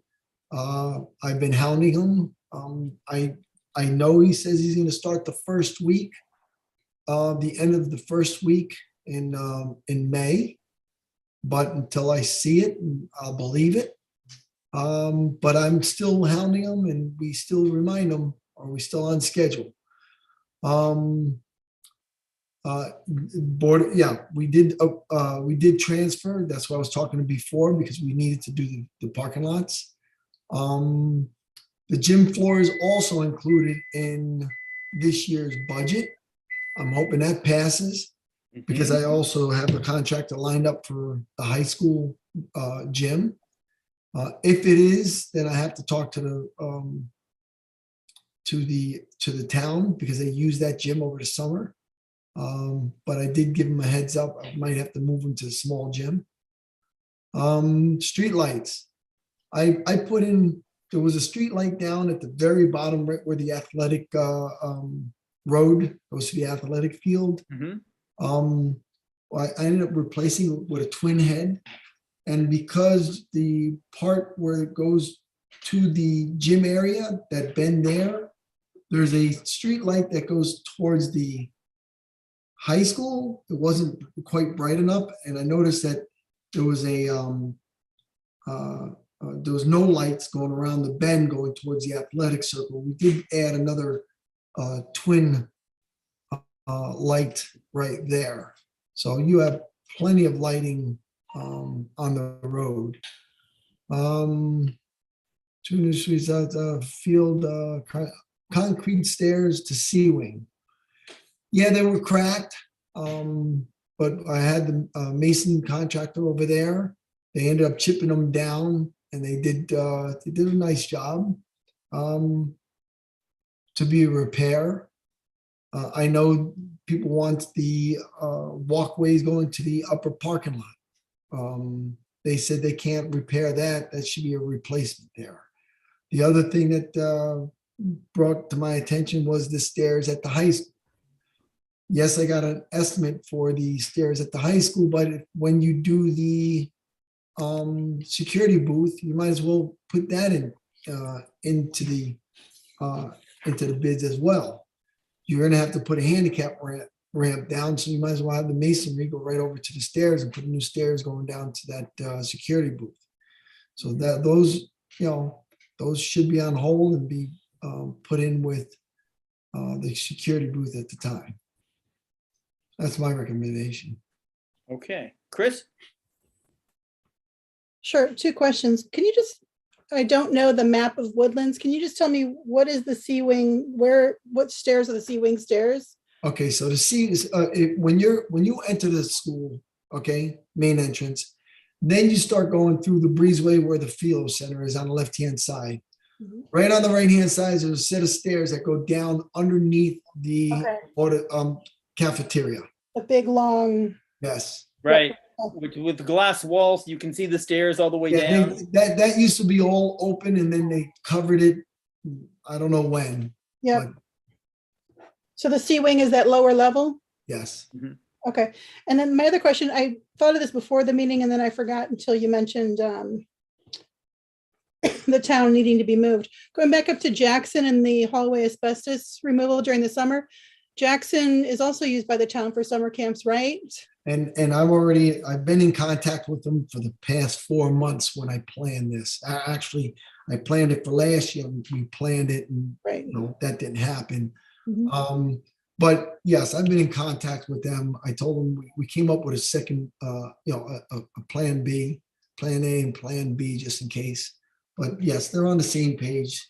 And I'll make sure before I leave that he's going to meet the new person in charge. And this way that runs smoothly. Okay, right, because I imagine that impacts their access to bathrooms, if nothing else. Mm, Or am I miss? No, we have bathrooms in every classroom. Okay. I'm just thinking when they come. Okay. If they're downstairs, yeah. Yep, no, you're on it. So, okay, thank you. No worries. Okay, other questions? All right, Mike, is there anything that we left off this list that you can think of? Nope. Good. All right. So just for future reference, our next target, and we may see whether the repair stuff can be bundled and what our ceiling is based upon how much money we have left, is phase 2. And just as a reminder, the priorities included ventilation, building envelopes, BCS priority 1 and 2 items, and DCP classrooms. And that part would require a bond proposition, and it would be far more extensive. Costs could partially be offset by, year-end fund balances, as we've been doing, or reserves. The administration will develop a proposal once the energy performance contract is done, and we see what the energy performance contract has taken out of the mix. And we, of course, need to continue seeking additional funding sources. Ashley, did you have a list of additional funding sources for us to look at? I think the last time we were talking about this, we talked about grants in general to look at. But I don't think we had a specific list other than the CDBG. Other than the block grant, okay. Started already, yep. All right, fair enough. So that's where we're at. We already mentioned Abenanti's attempt to get us some funding, for which we're appreciative. Let me say, Mr. Falcone, I think you've been here at least 9 years or so, and you've done, I'm hoping to see you at the next meeting, but you've done a really great, wonderful job. You've taken us through all kinds of crises from keeping the furnaces running for a year longer than they had any right to, taking care of all this stuff with all these giant plumbing leaks, all of these problems. You're always there, always getting us out of trouble, mostly because of obviously it's an uphill battle because of the funding issues, but thank you for all that you have done. We really appreciate it. We wish you well in your new, I don't know, your retirement job is plumbing, I guess. Yes, plumbing and heating. And our new guy is coming in as of the 5th, and you're Mr. Puglisi, and we're hoping for a nice smooth transition, and that you will apprentice him for about a month before you bow out at the end of May. And I just want to say I've really appreciated all that you've done for the district. Thank you very much. And it's been a pleasure working with you, David. Okay, that's all I have to say on that. Anybody else want to say anything? Any other items that anybody wants to bring up? I think I have one more. Okay, go ahead. I'm sure your one more is the one more that we got emailed today. Correct. My one more is, this is from the track team. Okay. Hello, I'm speaking on behalf of about 20 kids who are on the Woodlands track team. We're concerned about the terrain we practice on is not acceptable for us runners to practice on concrete instead of rubber track. Money is a concern when it comes to this, but it can easily be reciprocated with the meets we can hold here.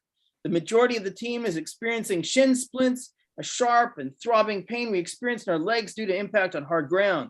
The players have so much potential, and if we proceed to go through shin splints, it can ruin their futures. Not only that, but you can't recover from that overnight. It is a completely different experience when running on a rubber track, and additionally, we need proper spikes on our shoes to run on the track, and we can't use them on concrete. As a board and superintendent, can you please consider finding out the cost of a new track for our school community? Thank you for your consideration. I look forward to hearing from you. Sincerely, class of 2025. Now, I believe we had something in the building conditions survey on this, did we not? And what was Yes. that? What was that amount? There was an item in there for $500,000 to mill up the existing track and then put new asphalt down and then put a rubberized surface on top of it. Okay, so that is the target for that. I know we went through this with the tennis courts, and we reached a point at which we figured out how much things cost, but we were not able to. I don't know that we found any funding sources that went after tennis. Is the picture better for track than it is for tennis? Is what better for track than it is for tennis? Is it easier to find additional funding sources? So we have a certain amount of money. We have a building condition survey with certain levels of priorities, right? This is not a priority 1 item, but yes, it's a priority 3 item, which means if things keep going the way we've gone to it and we wait for the priority 3s to come up, we may never get to it. So the way around that is to finding additional funding sources that are specific to sports, and in this case, track, because we have great cross country areas, right? It's just that if you have to run on a track, then that's what needs the upgrade. Katie. Yeah, I mean, I'm just thinking that you have to do outside fundraising. I mean, yes, we could look into, okay, I don't know what, grants or some, but I mean, I'm sure that takes time, and who's going to do it? So is that something that we need to think about and look at least look around and see if there's some source. Megan. I think I'm just curious sort of what the process, like this was students advocating for themselves, but I'm not remembering myself. We put the gymnasium floor for Woodlands on fixing it up this year. And I feel like that sort of came out of the blue as well when it jumped into our That plan. appeared to come from the administration, and we looked and saw that there was a safety concern such that you're playing on a surface that's no longer has lost its integrity because that there are termites eating it. So you have what's on the building condition survey, and then if safety concern raises itself. So now the question is, does a non-rubberized surface count as a safety concern or not? I'd like to point out that the gym is also used for required PE classes, so that is slightly different. Okay, I think I was just wondering if, since we now are having kind of multiple sport focused issues, especially around the high school, and we don't have the funding for it, if there's some type of system, I don't know if that would come from the superintendent, for figuring out, what to take priority so that we don't just work on one project and kind of miss other activities that also need that support. Okay. Check with administration. Will do. Carol. I mean, does anyone else have their hand raised? Yes. I'm a little surprised that all of a sudden this year, the track team is asking to have a change in their surface where they've been apparently using what's in place for a long time now without raising it to the board level with a request. I'm not saying that I'm opposed to changing the surface if that's what needs to be done, but I'm certainly hoping that in the meantime, they could explore other tracks in the neighborhood that they could use, perhaps cooperating with Solomon Schechter or Maria Regina or the Yosemite Park that could be used in the meantime. But what I'd really like to point out is that sports, I feel, are extremely important at the high school because of the positive impact that sports have on the lives of the young men and women. There are serious safety issues there, and by getting children involved in sports, that addresses some of the discipline problems. It also addresses some of the academic issues. So supporting sports at the high school is very important.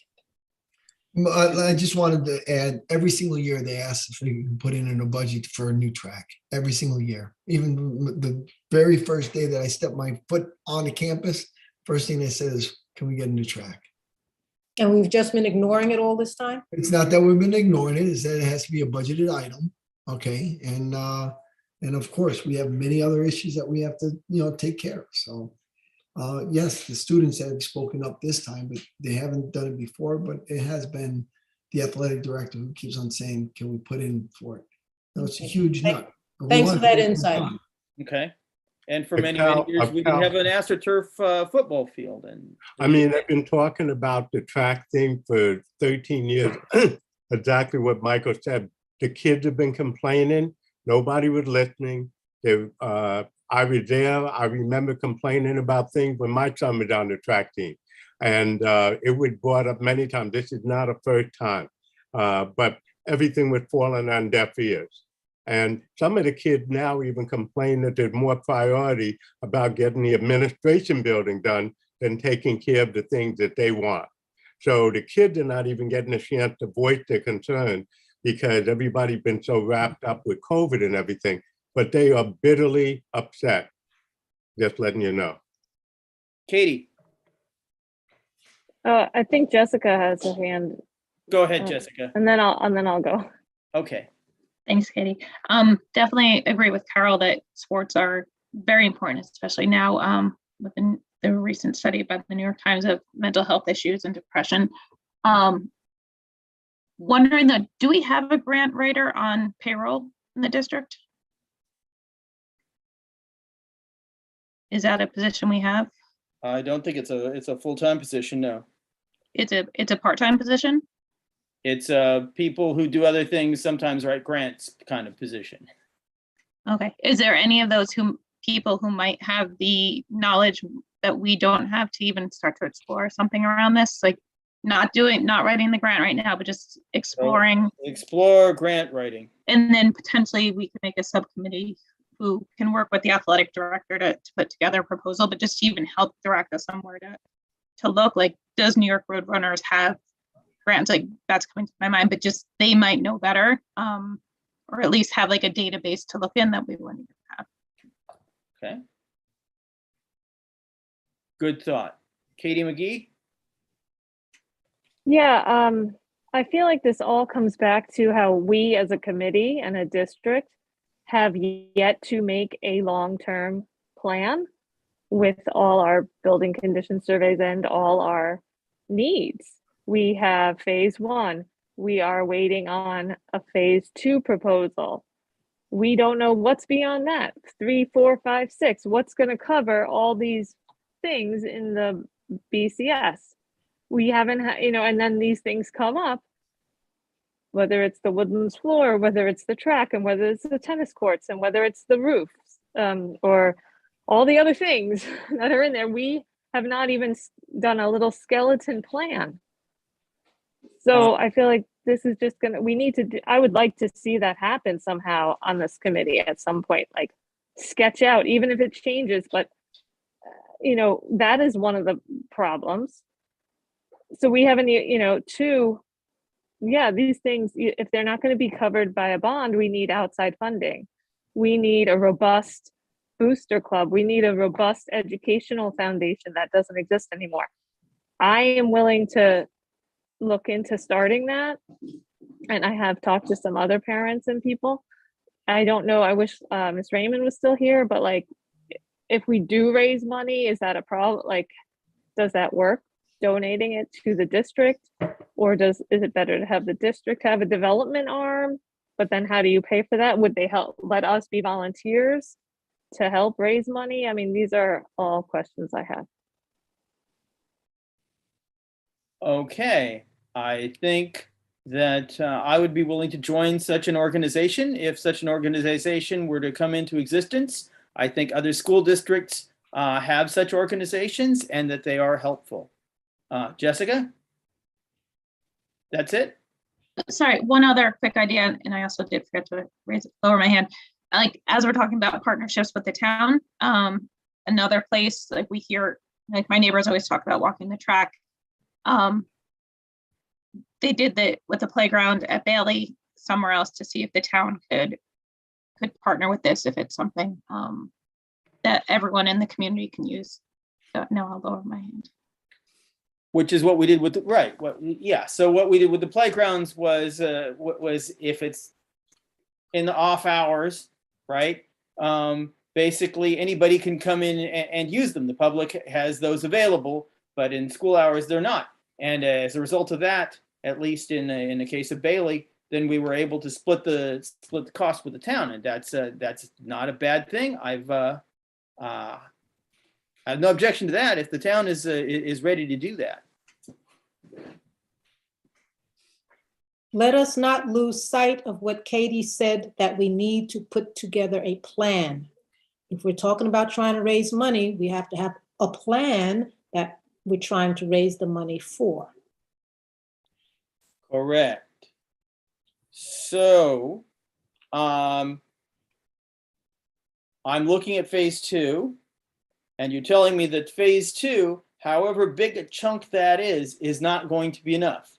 So are you saying what you want is a plan that covers the entire contents of the building condition survey? Or is that enough? The building condition survey is not necessarily saying these are the #1 needs of the district. That's talking about the needs of the buildings. Mm-hmm. So we need something a little bit more global than just depending upon the building condition survey. Without the buildings, you're not gonna have school. Okay, these are. I understand that, all right, but we're talking about the correct me if I'm wrong, because I'm not the engineer or the architect, but I believe from what I've learned in these discussions that they go into the buildings, look at the various systems, and they look at the lifespan of those systems, and they look to see what needs to be repaired and replaced in order to keep your buildings running. Mm-hmm. They're not going to come out and say, hey, wait a minute, your track is a bad track because it's cement instead of being rubber. That, I don't think that's the intention of a building condition survey. So what's the building conditions survey item that exists to upgrade the tracks doing there then? Is it in there? Yes, Okay, and what did we say about it? that it needs to be resurfaced, take up the asphalt, put down a new base, and then put down a rubber surface. We do look at all the site facilities for their condition, whether it be a tennis court, a basketball court, a football field, bleachers. You know, it's not just the buildings. It encompasses the site, the parking, everything. So if it's something that is a deteriorated condition, we would note it, and whether it's something that's easily repairable, it would get a number, versus something that needs complete replacement, which in the case of the track and the tennis courts, those are things that haven't been touched in many, many years and would need to be replaced, so they are in the report. Right, but the report is not going to say that it's the will of the parents and the students that this be a high priority item. No. And that's what I'm trying to bring out. Chris. I think the intent of the report is that it's prioritized by us in what we feel the priorities are. The district could have different priorities. That track could be a priority 1 or priority 2 for you guys. That's really, it's a living document that we bring to the district with our opinions and recommendations, but then it's up to the district and the facilities committee to take a look at that and reprioritize based upon the issues that you guys see. And I think that's what we're saying needs to be done right now. The board and the administration needs to put their priorities superimposed on yours, and then we come up with a plan of what needs to be done and when. Which I think we are doing with each and every phase. But So I'm trying to figure out if you're looking for something that's longer term or more universal, that has multiple pieces to it. So I'm looking not only at phase 2 now and concentrating on that, I'm getting something done. But here's phase 2, here's what's in phase 3, here's what's in phase 4. And if you add up phase 2, 3, 4, etc., you end up with the universe of what we think we want to do in the next 5 years. Is that what you're looking at? I think what you said is what I'm trying to describe, but everybody else can jump in and give us their opinions also. Megan. It sounds like we as a committee and maybe as the board and superintendent together need to look back over the BCS and decide if the priorities are in order for what we think needs to happen in the correct timeline. So like we've broken it up as phase 1 for what was given to us and phase 2 for what was given to us. But the track is in phase 3 and I don't even know where the tennis courts are. So that's, I mean, at this point in my mind, that's at least 5 years out before it would get done. Right. And that's on the, I feel like a short side of where we are today, what we're working towards, even with our plans in place. So if this is truly something that has been already on the table for 10 years and not dealt with, even with our plan, are we willing to wait another 5 years to see it to completion?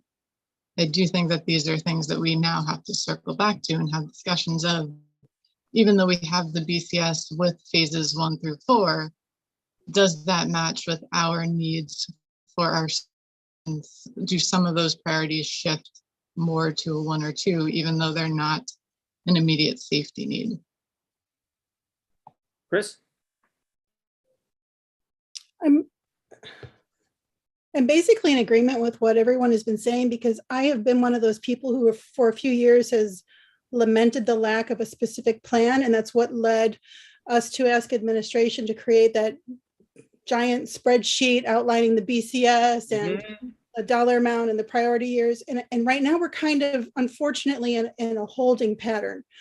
I'm just basically going to repeat what David already said. You know, we've identified the first set, and it's a lot of that was driven by the health crisis, where we wanted to focus on ventilation and making the buildings healthier. And that's now what we're going to continue to do in phase 1.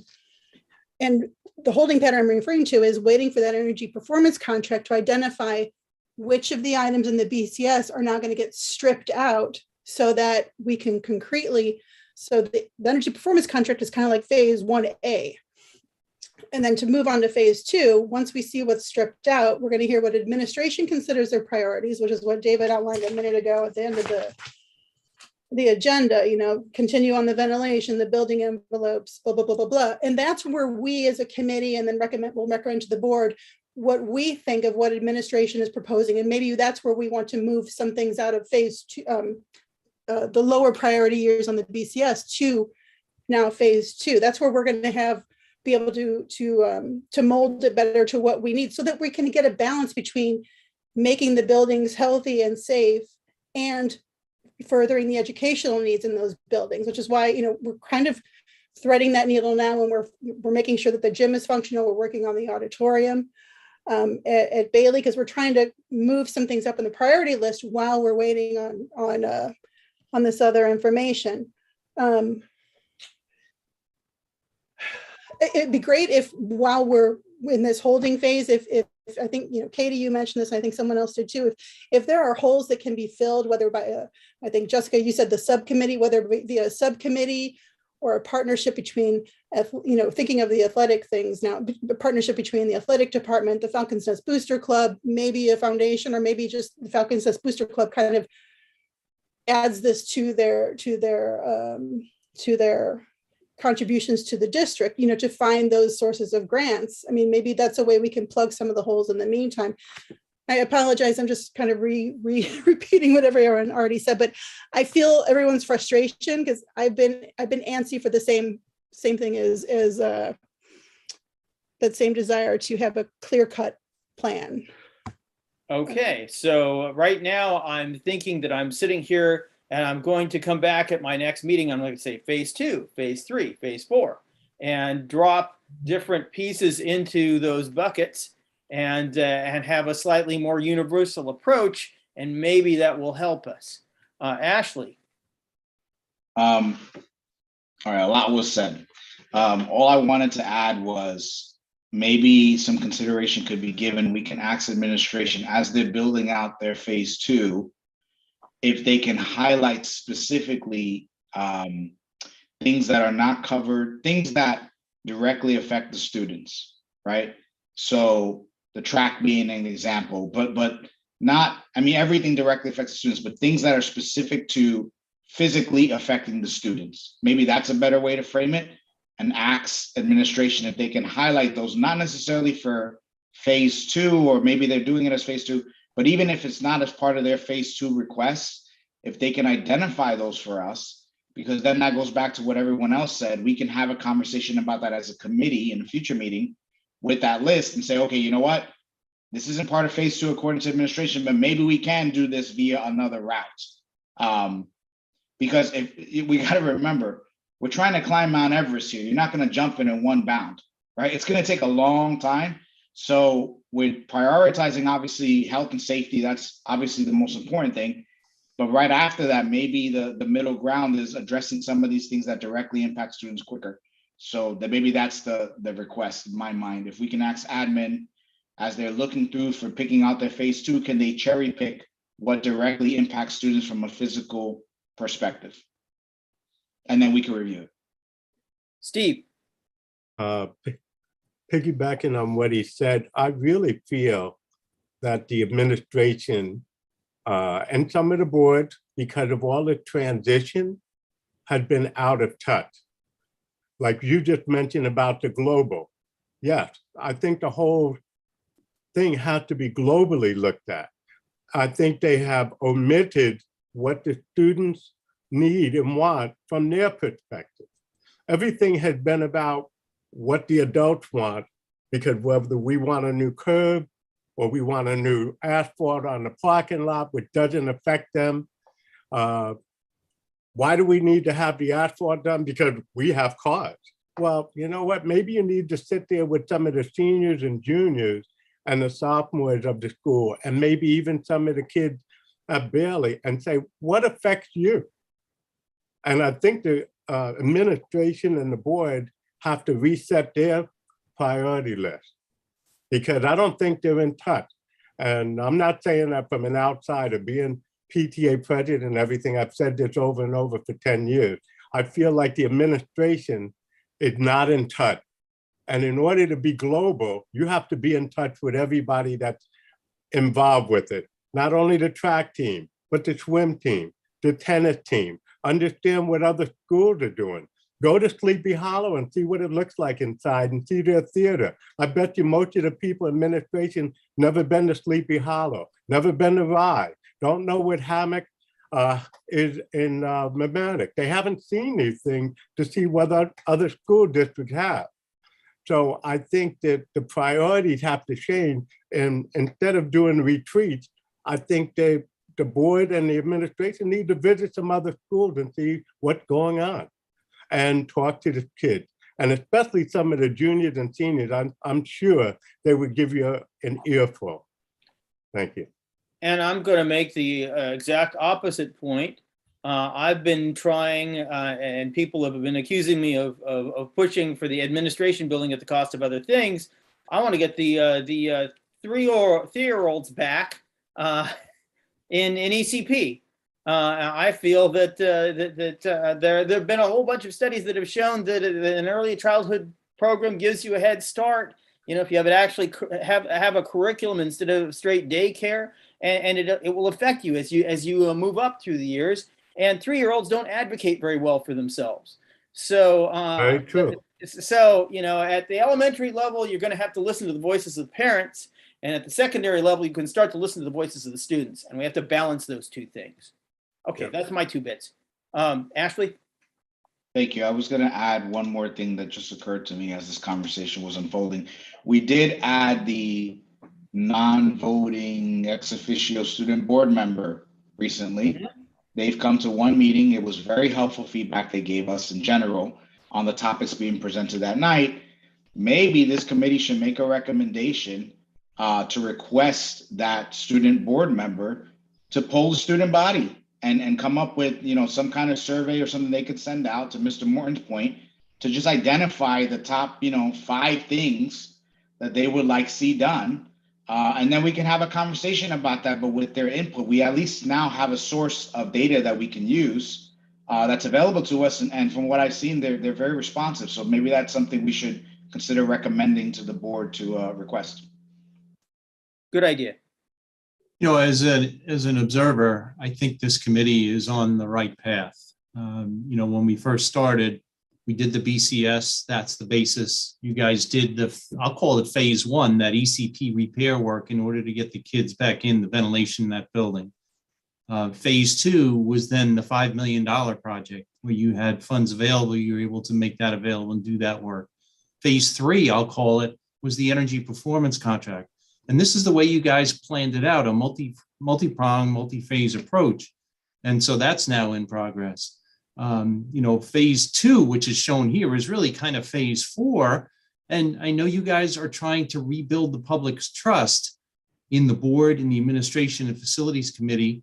So you kind of set a dollar amount on what you thought was viable for that, and you were going to hit that. And then there were going to be additional phases after that. So if you feel that the board or the public might be able to withstand a little bit more in what you're calling phase 2 here, then absolutely, you would look at maybe priority 3 items and working some of those in, have discussions with your principals or, administration, and see if there's anything else you could put in there, or you leave phase 2 the way it is, and then you have a phase 3 another year or 2 from now. So I think you guys are doing a good job. I think you're on a good path. And these are all great discussions. This is exactly the type of discussion that you should be having regarding the BCS and where you want to take this district capital-wise. All right, thank you. Does anyone have any further comments? I think I know where we have to go in our next meeting. Do I hear a motion to adjourn? So moved. Do I hear a second? Second. All in favor? Aye. Aye. Opposed? Thank you, everyone. I look forward to another exciting meeting a month from now. Have a good night. Good night. Good night, everybody. Thank you. Good night, everybody. Thank you. Good night.